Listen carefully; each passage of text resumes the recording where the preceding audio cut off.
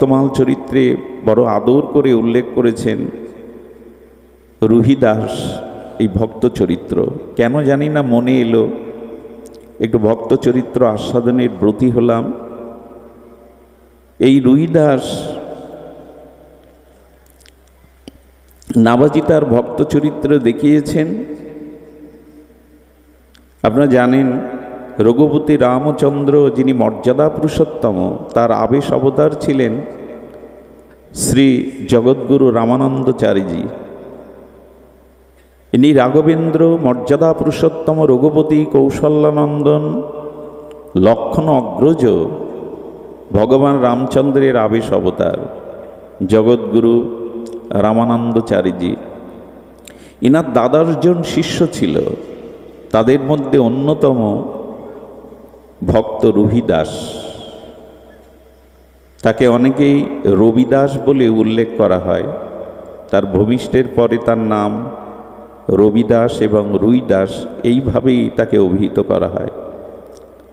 দেখুন, ভগবানের পরিকরগণও কখনো ভক্ত অবতার হয়ে আসেন। ইনি ছিলেন সাক্ষাৎ ধর্মরাজের অবতার রুইদাস। কে ছিলেন? ধর্মরাজের অবতার। ভগবানের পরিকর গণ ভক্ত রূপে অবতীর্ণ হন। আস্বাদনটা ভক্তভাবেই, ভগবানের অনন্ত ঐশ্বর্য মাধুর্য সৌন্দর্যের আস্বাদন। এই জন্য ব্রহ্মা গুণবরত থেকে ব্রজে গিয়ে ভগবৎ প্রীত হোক লীলাতে অপরাধ করলেন, কিন্তু সেই ব্রহ্মা ভক্তভাব অঙ্গীকার করে যেন নামাচার্য হরিদাস হলেন, মাথা উঁচু হলো না। ওখানে কোনো বিঘ্নই নেই। এই জন্য রুইদাস সাক্ষাৎ ধর্মরাজের অবতার। পূর্ব কথা বড় মাধুর্যময়। মানসিক ব্যস্ততায় যদিও আমরা সার সংক্ষেপ সূত্রগুলোই উল্লেখ করছি। এই জগৎগুরু রামানন্দচারীজি তিনি একজন ব্রহ্মচারী বালককে রেখেছিলেন। এটা রুইদাসের পূর্ব ইতিকথা, পূর্ব জন্মের। এই ব্রহ্মচারীর কাজ ছিল বাবার জন্য ভিক্ষা করা। সেই ভিক্ষার নিয়মাবলী ছিল এই ত্রিসন্ধ্যা উপবিদধারী গায়ত্রী পরায়ণ সদাচার সম্পন্ন ব্রাহ্মণের বাড়ি থেকে একটু রুটি ভিক্ষা করা, আটা ভিক্ষা করা। এমনই নিজে হাতে সেটা প্রস্তুত করে ভগবানকে ভোগ লাগিয়ে পেতেন। আজও অনেক নিষ্ঠাবান সাধকদের এই রীতি। তারা নিজে স্বপরিপাকী হয়ে ভগবানকে নিবেদন করেই পান। এই ব্রহ্মচারীকে, যিনি পূর্বজন্মের রুইদাসের পূর্বজন্মে রামানুজাচার্যের শিষ্য একান্ত অনুগত ব্রহ্মচারী, এই কিশোর তিনি ভিক্ষায় যেতেন। তার উপরে নির্দেশ ছিল রামানন্দচারীর যে উপবিদধারী ত্রিসন্ধ্যা গায়ত্রী নিষ্ঠাবান সদাচার সম্পন্ন ব্রাহ্মণের গৃহ থেকে ছাড়া ভিক্ষা নেবে না। কিন্তু এই ব্রহ্মচারী পথ দিয়ে যেতে যেতে একটা বৈশ্য দোকানদার, তিনি প্রতিদিন তার চরণ বন্দনা করে অনুরোধ করতেন, গোসাই বাবাজির জন্য একটু আটা, একটু ডাউল, একটু ঘৃত, একটু মেওয়া দয়া করে যদি নেন। বলে এটা নিষেধ আছে, নেওয়া যাবে না। বাবা তুমি বারবার অনুরোধ করবে না। হঠাৎ ঝড়ো ঝড়ো ঘন ঘটা বরিশন এলো, ঝঞ্ঝাবাদ এলো। সেই বৈশ্য দোকানদারের আর আলায় একটু দাঁড়িয়েছেন এই ব্রহ্মচারী। বললেন, বাবা আজ আর কি করবেন? ভিক্ষায় যেতে পারবেন না, দুরবস্থা। আরে আমার পরিচয় গোপন রাখুন, বাবাজির জন্য একটু আটা ঘৃত তো নিন। দেখলেন উপায় নেই। আজকের দিনে আর অন্য জায়গায় ভিক্ষা যাওয়া সম্ভব নয়। উনি গোপন করে বাবাজিকে ওই ভিক্ষালব্ধ আটা দিলেন, সবজি দিলেন। ভোগ লাগাবার পরে রামানন্দচারী তার অনুভূতিতে অনুভব করতেন যে ভগবান এসে ওটা গ্রহণ করছে, কিন্তু সেদিন আর ভগবান আসলেন না, গ্রহণও করলেন না। উনি ধ্যানের দ্বারা চিন্তা করলেন সেবার বস্তুতে কোনো দোষ বা অপরাধ প্রবেশ করেছে, যে জন্য ভগবান সাক্ষাৎ অনুভূতিতে আজকে সেবা গ্রহণ করলেন না। তিনি ধ্যানের দ্বারা কিছুটা অনুভব করে ডাকছেন, কিরে বাবা ব্রহ্মচারী, কার কাছ থেকে এনেছিস আজ? এই ভিক্ষা লব্ধ আটা সবজি কার কাছ থেকে এনেছিস? তিনি ভয়ে কম্পিত হয়ে পূর্ব ঘটনা খুলে বললেন। তখন বললেন, বস্যের দ্রব্যই তো ভগবত সেবায় লাগে সারা বিশ্বব্যাপী, এটা তো অপরাধ না, কিন্তু ভগবান কেন নিলেন না? ভগবান কেন আজ প্রসাদ গ্রহণ করলেন না, আবার ধ্যানে বসলেন? সমর্থ মহাপুরুষ তো ধ্যানের দ্বারা জানলেন বিষয়টা ওই বৈশ্য দোকানদার তাকে দিয়েছে, এটা অপরাধ না। ওই বৈশ্য দোকানদারের পেছনে লেগে গিয়েছিল চতুর সম্প্রদায়ের, মানে আমাদের যে চতুর্বর্ণ আছে তার চতুর সম্প্রদায়ের তিনি হলেন রঘু চর্মকার। কি নাম বললাম? রঘু চর্মকার। ইনি জাতিতে দাস, মানে যাকে আমরা মুচি বলি। তো ইনার কোনো সন্তান ছিল না, অথচ জুতোর ফ্যাক্টরি, জুতোর ব্যবসা করে উনি কোটি কোটি টাকা কামিয়েছেন, কিন্তু কোনো সন্তান ছিল না। সমস্ত কাশীর বরেণ্য সাধকদের ডেকে বললেন, কৃপা করুন। বললেন, কৃপা করবার সামর্থ্য একজনের আছে। তুমি যদি কোনো প্রকারে তোমার একটু সেবা রামানন্দচারীজিকে করাতে পারো যে কোনোভাবে, তাহলে তোমার দোষ বা ত্রুটি অপরাধ নিবৃত্তি হয়ে তোমার মনোকামনা পূর্ণ হবে যে কোনোভাবে। উনি চিন্তা করলেন, আমার হাতে সেবা, আমার দ্রব্য তো উনি নেবেন না। তাই এই বৈশ্য মুদি দোকানদারকে বহু টাকার লোভ দেখিয়ে তাকে বলেছেন, কোনো ক্রমে কোনোদিন যদি সেবার দ্রব্য দেওয়া যায়। বললেন, আমি তোমায় অভিশাপ দিচ্ছি, এই জন্য শ্রীগুরু পাদপদ্মের সেবা সহজ নয়, যাত্রার পক্ষে এটা সম্ভব নয়। তুমি আদেশ লঙ্ঘন করেছো, অভিসম্পদ করছি, যাও। তুমি আগামী জন্মে এই চতুর্বর্ণের মধ্যে চতুর্থ বর্ণে এই দাস সম্প্রদায়ে তুমি জন্মগ্রহণ করো। শ্রী গুরুদেবের চরণে প্রার্থনা করে বললেন, হে গুরু মহারাজ, আপনার আশীর্বাদ এটি অভিশাপ নয়, তবে আশীর্বাদ করুন ভক্তি যেন বিনষ্ট কখনো না হয়, ভক্তি যেন নাশ হয়। আর জগৎগুরু রামানন্দচারীজি চিন্তা করলেন, যেহেতু ওর ভোগটা যেভাবে হোক কৌশলে ভগবানের সেবায় লেগেছে, এই জন্য ওর মনোবাসনা পূর্ণ হতেই হবে। এইটা উনি সমর্থ মহাপুরুষ তো।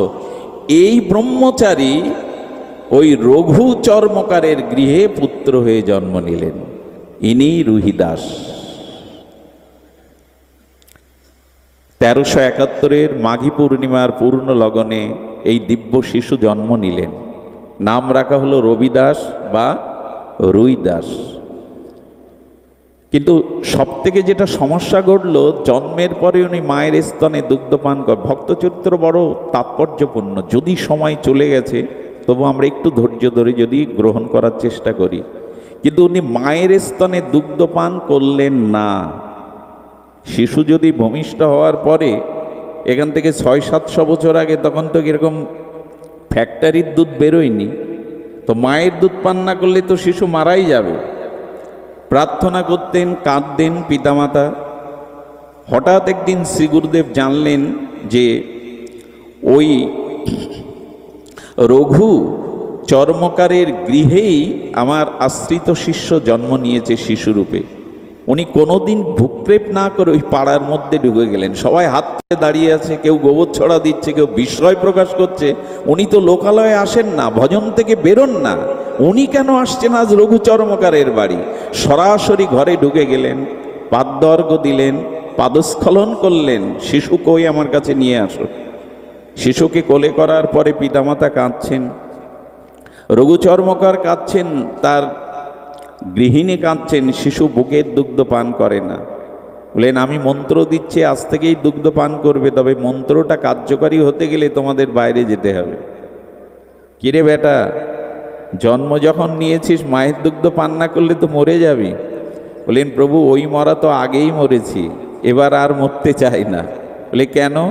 বলো, অবৈষ্ণবের দ্রব্য, অবৈষ্ণবের দ্রব্য আপনার সেবাতে দেওয়াই আমি ব্রহ্মচর্য আপনার চরণাশ্রয় ছেড়ে চর্মকারের গৃহে জন্মেছে। আর এবারও যদি অবৈষ্ণবের কোনো দ্রব্য পান করি তাহলে আমার আবার জন্ম অধঃপথে যাবে, কারণ আমার মা বৈষ্ণব নন, আমার মা দীক্ষাও হরিনাম গ্রহণ করেননি, তার স্তন্য দুগ্ধ পান করলে আমার আবার পতন হবে। কেউ কেউ আবার বিচার করবেন না, মাকে এরকম বিচার করা যায়? যায়। মাকেও বিচার করেছেন এনারা, তার কারণ অন্য কিছু না। আচ্ছা, একটা কথা মনে পড়ে, খুব মাধুর্য, মানে খুব তাত্ত্বিক কথা হলো, যারা গুরুচরণ আশ্রয়পূর্বক নিষ্ঠার সহিত ভগবত ভজন করতে করতে প্রগতি ভক্তির পথে চলতে চলতে জ্ঞাতে অজ্ঞাতে যদি কোনো পাপ মহাপাপ হয়ে যায়, আর তাতে যদি তাকে অভিশপ্ত হতে হয়, পতন হতে হয়, তার পতনটা আর সাধারণ অভজনশীল অপরাধীর পতন এক হলে বিচারটা ঠিক হবে কি? আমি তো খুব দ্রুত বলে যাচ্ছি, শব্দবিন্যস্ত। একজন সদ্গুরুদেবের চরণ আশ্রয় করেছে, নিষ্ঠার সহিত হরিনাম ভজন করছেন, তিনি যদি কোনো মহা অপরাধ মহাপাপ করেন, আর যিনি গুরুচরণ আশ্রয়পূর্বক প্রগতি ভজনের পথে আসেননি, বিষয়াসক্ত দিক, তার অপরাধের সাথে এক হলে বিচারটা কি, ন্যায়টা কি এক হবে? শুনে রাখুন, যারা সদ্গুরুদেবের চরণাশ্রয় করেছে, যারা ভজন পথে আছে, সাধু সঙ্গে আছে, তাদের যদি মহা কোনো অপরাধ পাপ হয়ে যায়, গোবিন্দ বললেন আমি অঙ্গীকার করছি তাদের নরকগামী কোনো দিন হতে হবে না, তারা নরকে কখনো যাবে না, তাদের আমি নরকে কখনো পাঠাবো না। তবে হ্যাঁ, এই অপরাধের কারণে তাদের ঘর পরিবর্তন হতে পারে, দেহ পরিবর্তন স্থান পরিবর্তন হতে পারে, কিন্তু তাদের ভজন কখনো নষ্ট আমি করব না। এবং ভগবান এও বলেছেন তাদের পরবর্তী জন্মে আমি পশুকুলে পাঠাবো না। মহাপরাধ করলেও ভক্তকে নরক বা পশুকুলে আমি পাঠাবো না, কারণ পশুকুলে পাঠালেই আবার 84 লক্ষ জনি তাকে পরিভ্রমণ করে পুনরায় মানুষ হয়ে ভজন করতে হবে, বহু বিলম্ব হয়ে যাবে। এই জন্য তাকে আমি পশুকুলে না পাঠিয়ে বারবার মনুষ্যকুলে পাঠাবো, নিচকুলে পাঠাবো, তবু তার ভজন মহিমা নষ্ট হবে না। এই কারণে নষ্ট হবে না, নমে ভক্ত প্রণশ্যতি, আমার আশ্রয় যে একবার করেছে তার বিনাশ বা পতন পড়ে যেতে পারে, তবু আমি আবার তাকে তুলব, আবার তাকে তুলব। আচ্ছা, যে পাপ করলো তার স্খলন হয় কি করে? শুনুন, যিনি পাপ করেছে তিনি মনুষ্য জন্ম নিলে স্খলন হয় সামাজিক কলঙ্কের দ্বারা, অর্থ অভাবের দ্বারা, এর দ্বারা সেই পাপগুলি ভগবান ক্ষমা করে দেন। কলঙ্ক আসবে, অপবাদ আসবে, কিন্তু তাকে নরকগামী হতে হবে না, পশুকুলে ভগবান আবার ফেলবেন না, কারণ ওখানে অনেক বিলম্ব হবে। এই জন্য ভজন আশ্রয় করুন, এখানে পতন হলেও শেষ নেই, আবার দাঁড়াবেন। নমে ভক্ত প্রণশ্যতি, এই জন্য বললেন গুরুদেব এক অপরাধের কারণে এইখানে এসেছে, আবার যদি অবৈষ্ণবের দুগ্ধ পান করি আমার আবার অপরাধ হবে, আপনি আমার মাকে কৃপা করুন। মন্ত্র দিলেন আবার এই রহিদাসের কর্ণে, মা বাবাকে ডেকে বৈষ্ণব মন্ত্র দিলেন, দীক্ষা দিলেন, সেই দিন থেকে শিশু আবার দুগ্ধপান শুরু করলো। এই জন্য যারা ভজন জীবনে আছেন তাদের অবশ্যই উচিত শুদ্ধ ভজনানন্দী সরল প্রকৃতি নিষ্কট ব্যক্তির হাতে সেবা নেওয়া, গ্রহণ করা। এটি মহাজনরা এই জন্য এই বিধিগুলো অটুট নিয়মের দ্বারা পালন করেন, শুধু এই জন্য। আবেগ দিয়ে ধর্ম হয় না। রহিদাস বড় হতে থাকলো, 10 বছর বয়স হলো, আমি ক্রমটা দ্রুত বলে যাচ্ছি। যখন 10 বছর বয়স হলো তখন কি করলো জানেন? এনার পিতার তো জুতোর ব্যবসা, আর বহু টাকা কাশিতে রোজগার করেছেন, সিন্ধুকের মধ্যে সোনাদানা টাকা সবসময় সুরক্ষিত থাকতো তিজুরির মধ্যে।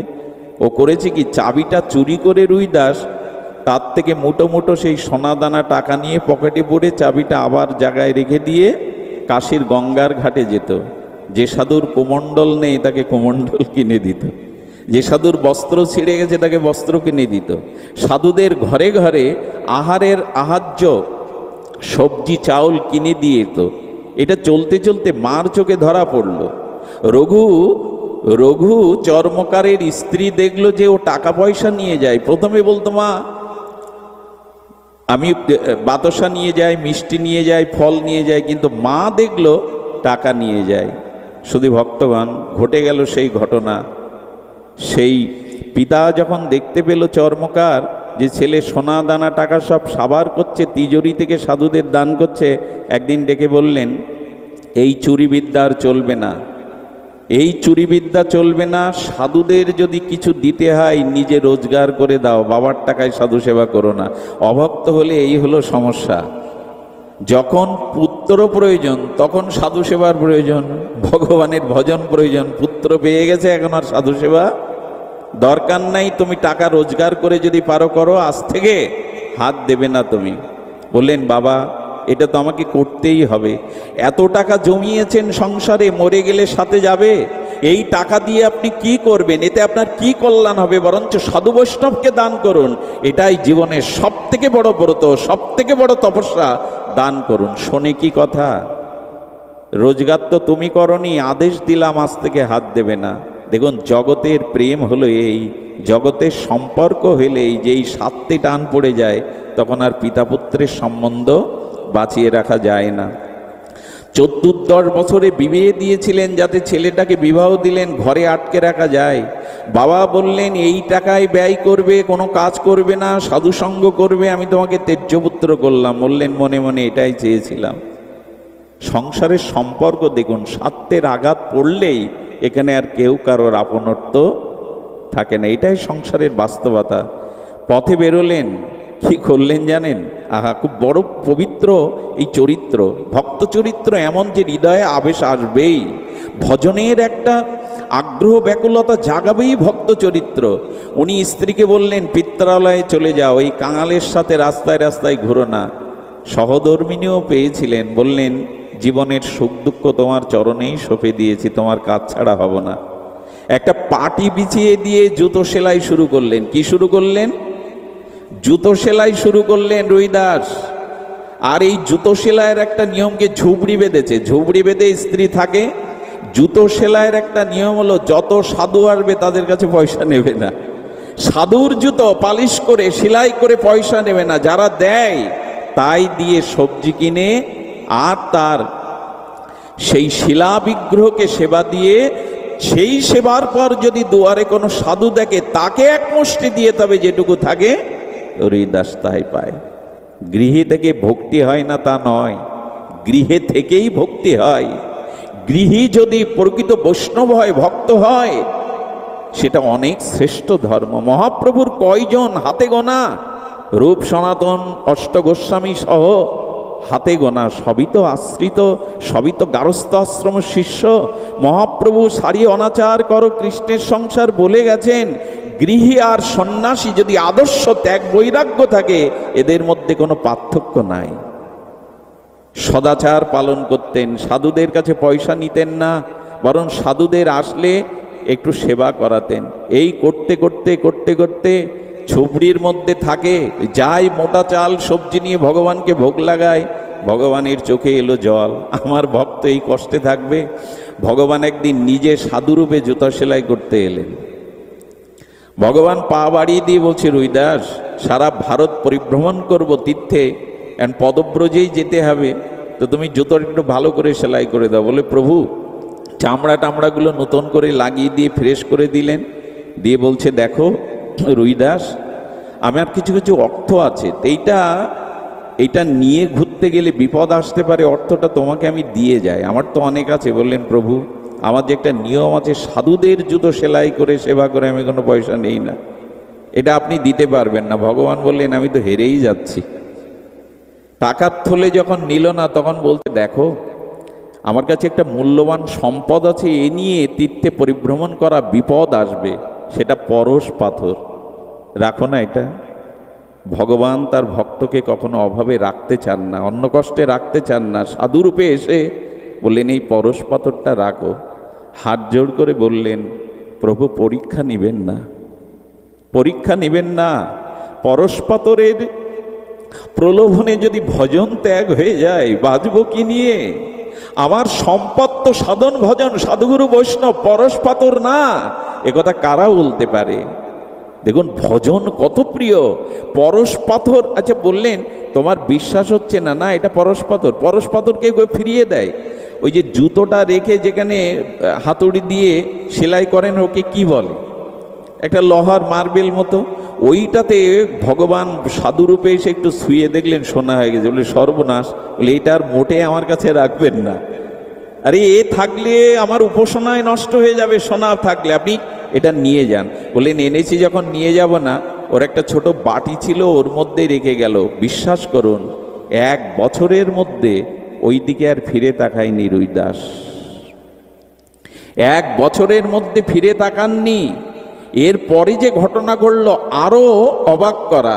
উনি শিলা বিগ্রহ, সেবিত বিগ্রহ, শিলা বিগ্রহ, তো সেই শিলা বিগ্রহে উনি ফুল জল যা দিতেন, ঘটনা ঘটলো আর একটা। ভগবান চিন্তা করলেন একটা তো কিছু ওকে দিতে হবে। ওই শিলা বিগ্রহে প্রতিদিন সকালে 5টা করে মোহর প্রসাব করত। একদিন রুইদাসকে তার স্ত্রী দেখাচ্ছে, আরে অবাক কাণ্ড দেখো, এই 5টা করে মোহর এই প্রতিদিন সকালে আমি দেখছি আজ কদিন ধরে। বললো জোগাড় করে রেখেছো তো, দাও। ওইগুলো হাতে নিয়ে ছুঁড়ে ফেলে দিলেন গঙ্গাতে। পরের দিন আবার যখন দেখলেন 5টা মোহর, ভগবান হাসছে দাঁড়িয়ে দাঁড়িয়ে, মোহর প্রসাব করছে শিলা বিগ্রহ। এগুলো গল্প ভাববেন না, ভক্ত চরিত্র কত বিচিত্র।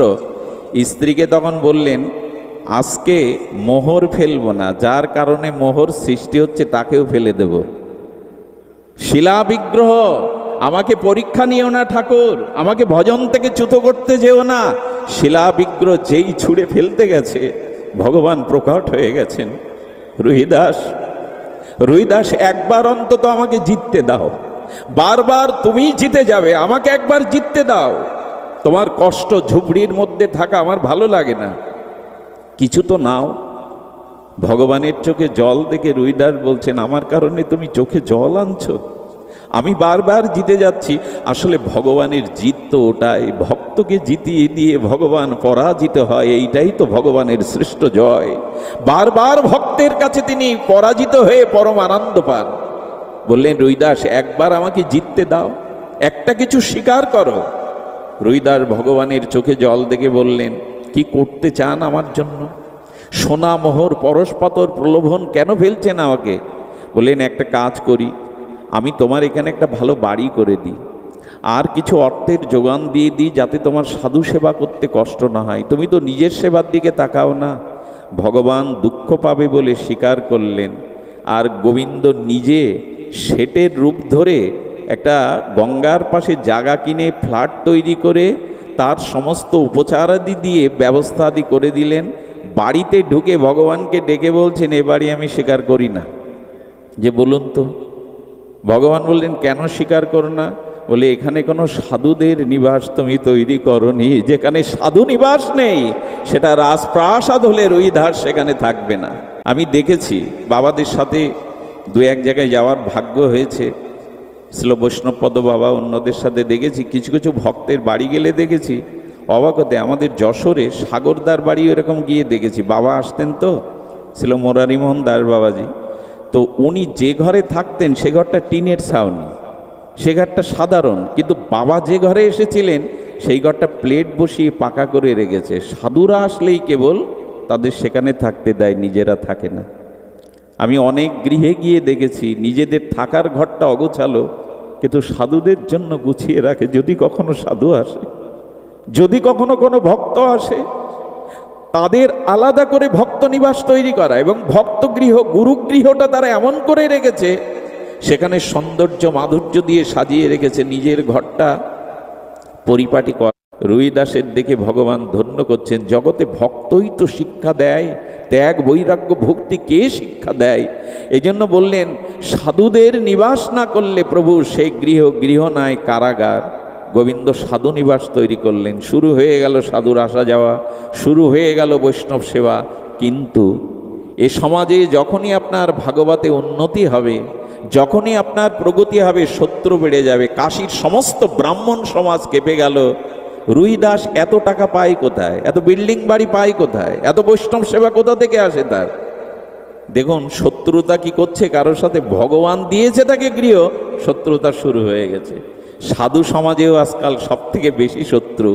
একটা জিনিস জানবেন, যার সম্মান এবং সম্পদ বৃদ্ধি পাবে, জানবেন তার পিছনে অগণিত শত্রু তৈরি হয়ে গেছে আপনিতেই। রুহিদাসের এত টাকা কোথা থেকে আসে, এত বৈষ্ণব সেবা কোথা থেকে আসে? আর ও তো ব্রাহ্মণদেরই ডাকে না। ব্রাহ্মণরা ক্ষিপ্র হয়ে রাজার কাছে নালিশ করলেন, আমরা কাশীর পণ্ডিত, আমরা ব্রাহ্মণ, আমাদের সেবা দেয় না, এত টাকা পয়সা সে কোথায় পেয়েছে আপনি বিচার করুন। রুহিদাসকে অপরাধীর ন্যায় ডাকা হলো সেনা দিয়ে। রুহিদাস হাত জোর করে দাঁড়িয়েছেন আর বলছেন, তুমি জাতিতে মুছি, জাতিতে তুমি চতুর্বর্ণের চতুর্থ বর্ণের মানুষ, তুমি জুতো সেলাই করো রাস্তায় বসে, ছেঁড়া জামা কাপড় কোথায় পাও এগুলি? জবাব দাও। ব্রাহ্মণরা জানতে চাইছে। তুমি ভক্তভাব অঙ্গীকার করে বাইরে দস্যুবিদ্য চুরি ডাকাতি করে সম্পদ করেছ। উনি হাত জোর করে বললেন, না, এগুলি ভগবানই কৃপা করে আমাকে দিয়েছেন। কেউ কি বিশ্বাস করে সে কথা? বলে, ভগবান ওকে দেননি, আপনি ওকে বিচার করুন, ওর সয় সম্পত্তি কেড়ে নিন। আর ওর এমন সাহস হয় কি ব্রাহ্মণদের না ডেকে অন্যদের সাধুদের শুধু সেবার ব্যবস্থা করে। তখন বললেন, হে ব্রাহ্মণগণ, আপনারা ডাকলে কি আমার কাছে আসবেন? আমি তো ঋষি, আমি তো মুচি, আমার বাড়িতে তো আপনারা সেবা নেবেন না। বলে, ওরা নেয় কেন? বললেন, ভক্তিতে কোনো জাতির বিচার থাকে না, ভক্তিতে কোনো বিচার থাকে না, এই জন্য সাধুরা আসেন আমার ওখানে, ভক্তিতে বিচার নাই। কিন্তু আপনারা তো আমার কাছে আসবেন না। বলে, আসবো না, কিন্তু তুমি জবাব দাও। রাজা বললেন, ওদের প্রশ্নের সদুত্তর আসেনি, তুমি জবাব দাও। কি করে এগুলি তুমি? বললেন, দেখুন ভগবান দিয়েছেন। ব্রাহ্মণরা বললেন, প্রমাণ দিতে পারবে? খুব এই কথাটি মন দিয়ে শুনতে হবে। ভক্তের কাছে প্রমাণ চাইছে, প্রমাণ দিতে পারবে? ব্রাহ্মণগণ তখন কূট বুদ্ধির দ্বারা বললেন, ঠিক আছে, ভগবানের বিগ্রহ সিংহাসনে রাখা হবে, আমরা দুই পাশে, ও পাশে, এক পাশে ও বসবে, আমরা বসবো। যার আহ্বানে ভগবানের সিংহাসন ঘুরে গিয়ে যাদের দিকে ফিরবে জানা হবে তারাই সত্য বলছে, হয়তো রুহিদাস না আমরা। রুহিদাস এই পরীক্ষার জন্য রাজি হয়ে গেলেন। ব্রাহ্মণরা কি করলেন জানেন? সিংহাসনে বিগ্রহকে রেখে স্তুতি শুরু করেছেন, গায়ত্রী শুরু করেছেন, বেদস্তুতি শুরু করেছেন, তাদের তো কণ্ঠস্থ। রুহিদাস চোখের জলে ভাস্যার বলছেন, না জানি লেখাপড়া, না জানি কোন স্তুতি, শুধু মনের প্রাণে তোমাকে ডাকতে জানি, তোমার নাম আশ্রয় করতে জানি, আমার তো আর কিছু জানা নেই। তবে তুমি তো ব্রহ্মস্তুতিতে, তুমি তো বেদস্তুতিতে, গায়ত্রীতে সন্তুষ্ট হও। যখন ওরা সমস্ত গায়ত্রী ঘন্টার পর ঘন্টা বেদস্তুতি করলো, সিংহাসন নড়লও না, ওইভাবেই থেকে গেল। পালা হলো এবার রুহিদাসের। গেয়ে উঠল সে প্রাণের আকুল করা ভক্তিতে, হে মাধব, হে জনার্দন, যেমন শবরীর ডাকে সাড়া দিয়েছিলে, প্রহ্লাদের ডাকে সাড়া দিয়েছিলে, তুমি তো এমনি করে ভক্তের পরীক্ষার দিনে বারবার সাড়া দিয়েছ। আজ করুণা করে তুমি সাড়া দাও। যেই বলেছে, বিস্ময় প্রকাশ করে সিংহাসন নড়ে উঠল। সিংহাসন আপনি থেকেই অমনি করে রুহিদাসের দিকে এগিয়ে যেতে লাগলো। এই দৃশ্য সেদিন রাজা দেখলেন। রাজা পণ্ডিতদের বললেন, পণ্ডিতগণ, আপনারা উচ্চ বর্ণের হতে পারেন, পাণ্ডিত্য থাকতে পারেন, কিন্তু দেখুন ভগবত ভক্তি কাকে বলে। আর সিংহাসন সহ ভগবান তাকে বরণ করতে এগিয়ে গেছে। রাজা নিজে উঠে রুহিদাসকে প্রণাম করছেন, বাবা, কত অপরাধ করেছি আপনার মতো নিষ্কিঞ্চন ভক্তকে পরীক্ষার মধ্যে ফেলে। ওদের কথা শুনে ব্রাহ্মণরা তখনও দমেনি। তখন বললেন, ঠিক আছে, ওর ভক্তি আছে, কিন্তু ও তো ব্রাহ্মণ না, ও ভগবানের সেবার, শিলাবিগ্রহ সেবার কি অধিকারী? লক্ষ্য করুন, বললেন ব্রাহ্মণের কথা বলছেন। রুহিদাস মুখ খুলেছে, ব্রাহ্মণের কথা বলছেন? তবে দেখুন, আমি 7 জন্ম ব্রাহ্মণ ছিলাম। কয় জন্ম? 7 জন্ম ব্রাহ্মণ ছিলাম।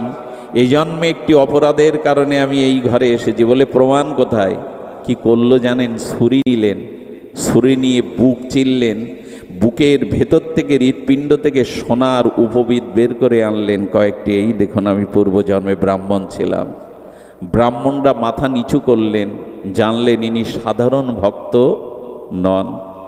এই জন্য ভক্তের কোনো জাতি বিচার কখনো করবেন না। হয়তো পূর্বজন্মে তিনি আমার থেকে সুবর্ণে ছিলেন, কোনো অপরাধের কারণে এসেছেন। এই জন্য ভক্তকে অন্তত জাতকুলের কৃষ্ণ ভজনে নাই জাতি কুলাদি বিচার। আজও সমাজে চলছে সেটা, কিন্তু উচিত নয়। এমনি করে রুহিদাসের যখন ব্যাপ্তি ছড়িয়ে পড়ল, ঘটনা ঘটল। আরও একটি ঘটনা তো আছেই, আমি সংক্ষিপ্ত রূপেই বলবো। দেখুন, এক পণ্ডিতজি জুতো সেলাই করতে যান, রং লাগাতে যান, আর সেই পণ্ডিতজি রাস পণ্ডিত কাশীর। তো তিনি যখন যান, রুহিদাসকে বড় ভালো লাগে। রুইদাসকে তখন বলছেন, আচ্ছা তুমি যে অর্থকড়ি নাও না, কেন নাও না, চলবে কি করে? তখন বললেন, দেখুন গোবিন্দ এই সেবা দিয়েছেন আমাকে, আমার কি মনে হয় জানেন, চামড়া দিয়ে না, আমার মনে হয় আমার গায়ের চামড়া দিয়ে যদি সাধু বৈষ্ণবের পায়ের জুতো হতে পারতাম, আমার ভজন, আমার সাধন সফল হতো। আমার মন চাই, আমার মন চাই। আচ্ছা, চামড়ার কাজ করতেন, আর কি করতেন জানেন? ওরে বলে, ওই যে চামড়া ভিজিয়ে রাখে না, চামড়াগুলো নরম করার জন্য একটা পাত্রে, কুঠুরি বলে সম্ভবত, কি ওদের ভাষায়, সেই কুঠুরিতে চামড়া ভিজিয়ে রাখতেন, যখন প্রয়োজন থেকে নিত। পণ্ডিতজি বলছেন, কাশিতে বাস করো রুইদাস, তা একবার গঙ্গা স্নানে যাও না কেন, চলো আমার সাথে চলো। তখন বললেন, গঙ্গা মায়ের কাছে যায় না কেন জানেন? ওইখানে সাধুরা সন্ন্যাসীরা স্নান করে, আমার ছোঁয়া লাগলে যদি তাদের ধর্ম নষ্ট হয়, এই জন্য মা গঙ্গাকে আমি এখানে বসেই প্রণাম করি, যাই না।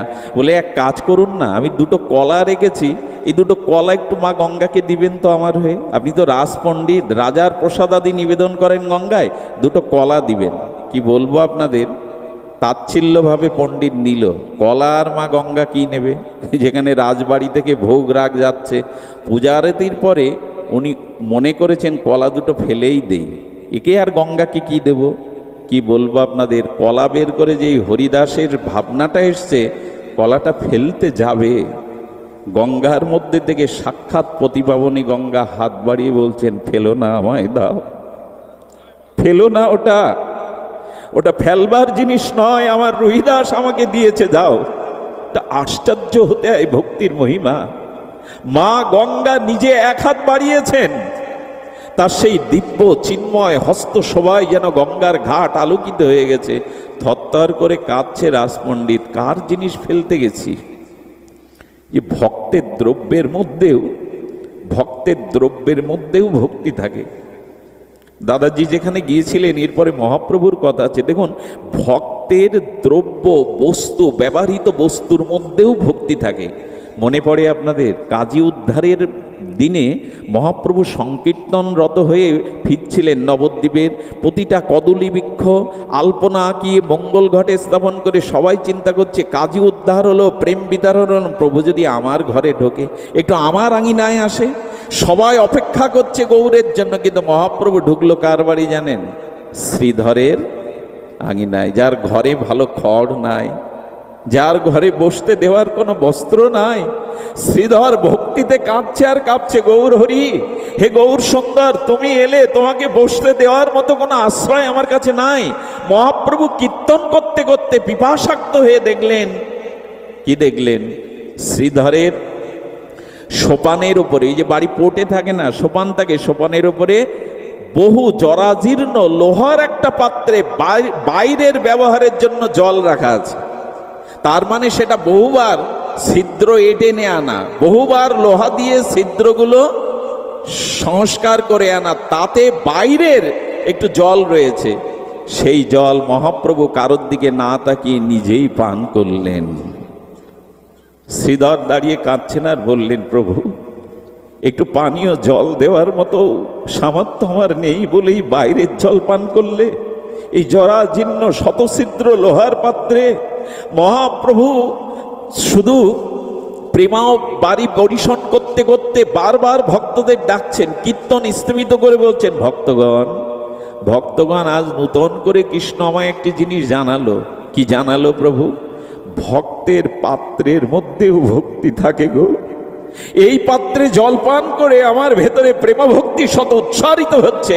ওগো, ভক্তের ব্যবহৃত পাত্রের মধ্যেও শুদ্ধ ভক্তি থাকে। নিত্যানন্দ প্রভুর প্রসাদী একটা বসন মহাপ্রভু চেয়ে নিলেন, শ্রীপাদ আপনার ব্যবহৃত প্রসাদী একটা বস্ত্র আমাকে দিতে পারেন? নিত্যানন্দ প্রভু সদা তিনি পরমানন্দ থাকেন, আনন্দে থাকেন। বস্ত্রটা দেওয়ার পরে মহাপ্রভু ছিঁড়ছেন, একটি করে ছিঁড়ে ছিঁড়ে, ওই যে মানুষ লাল কাপড় মাঝে মাঝে হাতে মাথায় পরে না, ছিঁড়ে বললেন, ভক্তগণ কৃষ্ণ প্রেম চাও, ব্রজপ্রেম চাও, যদি নিতে চাও নিত্যানন্দের প্রসাদী বস্ত্রের মধ্যেই ব্রজভক্তি আছে, তোমরা ধারণ করো, তোমাদের প্রেম ভক্তি হবে, তোমাদের প্রেম ভক্তি হবে। সেদিন যারাই বেঁধেছিল নিত্যানন্দের প্রসাদী বস্ত্রখণ্ড, সকলেই প্রেম বিভাবিত হয়ে গেল। প্রেমে উচ্ছ্বাস তরঙ্গে নর্তন কীর্তন কীর্তন করতে লাগলো। নিত্যানন্দের পাদদাগ পান করেও সকল ভক্তের ব্রজভক্তি হয়েছিল। এই জন্য ভক্তের ব্যবহৃত বস্ত্রের মধ্যেও পর্যন্ত ভক্তি থাকে, ভক্তি বা ভক্তের মহিমা এরূপ। শুধু ভক্তগণ, সেদিন শ্রীধরের গৃহে মহাপ্রভু জানিয়েছিলেন তোমার পাত্রের মধ্যেও ভক্তি আছে শ্রীধর। কেন ভক্ত সঙ্গ করতে হবে, কেন ভক্ত অনুগ্রহ নিতে হবে? আপনারা জানেন কৃষ্ণ সে তোমার, কৃষ্ণ দিলে দিতে পারো, তোমারও শক্তি আছে। ভক্তের জন্য গোবিন্দ অনল খায়, ভক্তের জন্য ভগবান বিষও গ্রহণ করেন। ভক্তই তো তার প্রাণ, ভক্তই তো তার সদা সর্বস্ব। এই জন্য অহং ভক্ত পরাধীন বলে জগতে ঘোষণা করেছেন, আমি শতান্ত বিরাট বিভু, তবু এক জায়গায় আমি পরতন্ত ভক্তের কাছে। সেদিন মা গঙ্গা বললেন, ওগো পণ্ডিত, ওগো পণ্ডিত, আমার এই বালাটা নিয়ে যাও, এই দিব্য বালাটা আমার রহিদাস ভক্তকে দিয়ে দিও। মা খুশি হয়ে বালা দিলেন। চিন্তা করলেন এরকম বালা আমি আমার বংশে কখনো দেখিনি। বালাটা গোপনে রেখে দিলেন, আর রহিদাসের কাছে পণ্ডিত কোনোদিন গেলেন না। এই বালাটা কি করলেন জানেন? অভাবের তাড়নায় এই রাজ পণ্ডিত অভাব দূর করবার জন্য এক সাগরার কাছে গেলেন। সাগরার কাছে গিয়ে বললেন, এটা দেখুন তো। সে দেখে চমকে উঠে বলছেন, পৃথিবীর কোনো কারিগরের দ্বারা এ বালা তৈরি হওয়া সম্ভব না। আপনি কোথায় পেয়েছেন পণ্ডিত প্রভা? বলেন, পৃথিবীর কোনো স্বর্ণকার এই বালা তৈরি করতে পারে? এটা দিব্য কোনো বালা, আপনি বলুন কোথায় পেয়েছেন? বললেন, যেখানে পাই, তোমার জানার দরকার নেই, কিনবে? বলে, এরকম পুঁজি তো আমার কাছে নাই গো। এ কেনার পুঁজি আমার কাছে? বলে, কি আছে তাই দাও না। বললো, 1000খানি টাকা আছে। বলে, তাই দিয়ে দাও। বিক্রি করে চলে গেল পণ্ডিত। ওইখানে নগরপাল, কাশীর নগরপাল, নগরপাল মানে বোঝেন তো, এখন যাদের মেয়র বলে, তো সেই নগরপালের স্ত্রী, তার খুব শখ অলংকার পরার। ওখানে গিয়ে বলছেন, আমাকে ভালো বালা দিতে হবে। তো যা দেখায় পছন্দ হয় না, শেষ পর্যন্ত ওই বালাটা বের করার পর বললেন, হ্যাঁ এরকমই তো খুঁজছিলাম, আর একটা কই? বলে, এর দ্বিতীয় নেই, একটাই। 2000 টাকা দিয়ে কিনলেন। কিছু মনে করবেন না, অনেক মায়ের আছেন, মায়েরা যারা শৌখিন মায়েরা অলংকার পরতে খুব ভালোবাসেন, তারা খুব দামি অলংকার পরলে ওটা আবার ইনিয়ে বিনিয়ে অন্যকে দেখানো বটে। ভালো লাগছে দামি অলংকার। ওনার সাথে ওই কাশীর রাজার রানী, তার সাথে তার সখ্যতা ছিল, আত্মীয় ছিল। যেই রানীর সামনে হাত দোলাচ্ছে, সেই বালা চমকিত দেখে রানী ধরে বলছেন, সর্বনাশ, এ বালা তোমার হাতে তো থাকবে না, যে কিছুর বিনিময়ে এ বালা আমার চাই। মা গঙ্গার হাতে বালা কি সাধারণ হতে পারে? দিব্য চিন্ময়। 5000 টাকা দিয়ে রানী কিনে নিলেন। রাজাকে বললেন, এরকম আর একটা গড়িয়ে দিতে। বলে, কার কাছ থেকে পেয়েছো এটা? সংবাদ দিলেন ওনার সেই সখীর কাছ থেকে। সখী বললেন, আমি কিনেছিলাম এক সাকারের কাছ থেকে। সাকারকে ডেকে বললেন, কার কাছ থেকে পেয়েছো? বলে, আপনার রাজ পণ্ডিত আমার কাছে বিক্রি করেছে। পণ্ডিতের দেখিয়ে বলছে, বালা চিনতে পারছো পণ্ডিত? বললেন, এই বালা আপনার কাছে? এর মীমাংসা এখনো হয়নি। তখন বললেন, হ্যাঁ, আর একটা বালা কোথায় রেখেছো বলো? রানীর খুব প্রিয়, এটা আমার চাই, এটা সাধারণ বালা নয়। পূর্ব ঘটনা খুলে বলে চরণে পড়লেন। বললেন, যাও, আমি তোমাকে রাজদণ্ড দেব যদি বালা আর একটা না তুমি দিতে পারো। উনি অস্বীকার করার অনেক উপায় খুঁজলেন, মিথ্যাও বললেন। শেষে রুইদাসের চরণে এসে বলছে, বাবা রুইদাস, আমি এখন রাজদণ্ডে দণ্ডিত হয়েছি, বাঁচাও আমাকে। পূর্ব ঘটনা সব খুলে বললেন। রুইদাস বললেন, মন চাঙ্গা তো কঠোরিতে। এই প্রসিদ্ধ বাণীটা খুব চালু আছে যে মন চাঙ্গা তো কঠোরিতে গঙ্গা। বলে, গঙ্গা দেবী মা আপনাকে দিয়েছিল, আর একটা চাই তো? ঠিক আছে, হে মা গঙ্গে। ওই কঠুরির মধ্যে যেখানে চামড়া ভিজানো থাকে, স্তুতি করছে মা। রাজ পণ্ডিত কষ্ট পাবে আমার জন্য, বালাটা তো আমায় দিয়েছিল মা, কৃপা করে আর একটা দাও না। পণ্ডিত বলছেন, এখানে বললে কি হয়, চলো না, তুমি গঙ্গায় গেলে, তুমি আর দুটো কলা ভাসালে মা গঙ্গা আবার দেবে। বললেন, মন চাঙ্গত কঠোর মেয়ে গঙ্গা। উনি গঙ্গাকে প্রণাম করে স্তুতি করলেন। কি বলবো, চামড়া ভেজানো পাত্রের মধ্যে থেকে মা আর একটা হাত তুললেন। শ্রী গঙ্গা দেবী আর একটা হাত তুলে আর একটা বালা দিয়ে বললেন, আমার অদেয় কিছু নেই তোমার জন্য, ভক্তকে সব দিতে রাজি। গোবিন্দ আমায় আদেশ দিয়েছেন কৃষ্ণ ভক্তের জন্য সব কিছু বিলিয়ে দেওয়া। এই হলো রুইদাস। আর একটি না বললে লোভ সামলাতে পারছে না, কাল একাদশী উচিত নয়, একটি বলেই পাঠ বিশ্রাম করছে। এই লীলাটি আমার সারাদিন সারাটা দিন আজ মনের মধ্যে একটা আবেশ ফেলেছিল। সে ঘটনাটা বড় বিরল ঘটনা। ওই রাজা এত কিছু ঘটনার সাক্ষী হওয়ার পরে রুইদাসের চরণ বন্দনা করতে আসতেন। দাদা আমি বিশ্রাম করছি। চরণ বন্দনা করতে আসতেন। চরণ বন্দনা করতে করতে একদিন মনে হলো, আচ্ছা রুইদাসের চরণামৃত যদি পায় আমার তো ভক্তি হলো না, একটু ভক্তি হবে না? উনি বারবার মনে প্রার্থনা করছেন রুইদাসের কাছে একদিন চরণামৃত নিতে হবে, কারণ চরণামৃতের মধ্যেই ভক্তি যদি হয়, আমি তো রাজা বিষয়ী। একদিন পেছনে বসে হাত জোর করে বলেছেন, রুইদাস, রুইদাস, আচার্য বসো, তুমি বসো, আচার্য আমাকে একটু কৃপা করে চরণামৃত দিন না। উনি তখন কি করছিলেন জানেন? মানুষে মনে মনে উনি ওনার বিগ্রহকে অভিষেক করছিলেন। খুব ধ্যান দিন। রুইদাস মনে মনে অন্তর চিন্তা দ্বারা ভগবানের বিগ্রহকে যখন অভিষেক করছে, ওই অভিষেকের ভাবনায় ভাবিত হয়ে ওনার চামড়া ভিজনে কুটিরি থেকে হাত দিয়ে একটু জল তুলে রাজার হাতে চরণামৃত দিয়ে দিয়েছেন। প্রসাদে বিশ্বাস সকলের হয়? প্রসাদে বিশ্বাস কি হয় সকলের? রাজা ওটা হাতে নিয়ে চিন্তা করছেন, চরণামৃত দিল। আসলে ভক্ত হলে কি হবে, এখনো জাতির স্বভাবও ঘোচাতে পারেনি। হাতে করে চরণামৃত যদি ঋষি বা মুচি দেয়, কিছু মনে করবেন না। রাজার অভিমানে বাঁধল। রাজা চিন্তা করলেন এটা ফেলে দিলেও আবার উনি দেখলে অপরাধ হবে, উনি ভক্ত। রাজা কি করলেন জানেন? রাজা দুই কুল রক্ষা করতে গিয়ে পকেটের কোডের যে পকেট ছিল ওইখানে রেখে দিয়েছেন। দুই কুল বাঁচবে, মনে করবে আমি পেয়ে নিয়েছি, আর ওটা পকেটেই গোপন থাকলো। পকেটে যাওয়ার পর বাড়ি গিয়ে ওটা খুলে দেখে ওখানে একটা দাগ হয়ে গেছে, ওই রস লেগে না একটা দাগ হয়েছে। রাজার কোট, ওটা কাঁচাতে দিয়েছে। আহা, ভক্তের দ্রব্যতে কি ভক্তি থাকে দেখুন। ওই কাঁচাই কারা সম, ধোপা ধোপা ধোপা কাচতে গিয়ে বলছে রাজার পোশাকে কোনো দাগ থাকলে তো আমাকে সাজাই দিয়ে দেবে, টাকাও দেবে না। ওই দাগটা বারবার বারবার তুলতে চেষ্টা করছে, চরণামৃতের দাগটা বারবার। যখন পাচ্ছে না তখন মনে করলো আচ্ছা একটু জিহ্বা দিয়ে দাঁত দিয়ে ঘষি না। যেই না দাঁতে ওটা দিয়েছে জিহ্বায়, কয়েকদিনের শুকনো হলে কি হবে, তার কিঞ্চিত পরিমাণ চরণামৃত রস যেই উদরে প্রবেশ করেছে, আপনাদের কি বলবো, সব ফেলে দিয়ে তখন তিনি কীর্তন করতে শুরু করেছেন। অশ্রুপুলক কম্প অষ্টসাত্ত্বিক বিকার হতে শুরু করেছে। উনি ধুলায় গড়াচ্ছেন, সংকীর্তনের আনন্দে গড়াচ্ছেন। কখনো বৃন্দাবনের কীর্তন, কখনো নবদ্বীপের লীলা, ব্রজলীলা, কখনো রাধারানীর মহিমা, অনর্গল অনর্গল ওনার মুখ থেকে উচ্চারিত হচ্ছে অষ্টসাত্ত্বিক বিকারে। এই হলো ভক্তের দ্রব্যের ভক্তির মহিমা।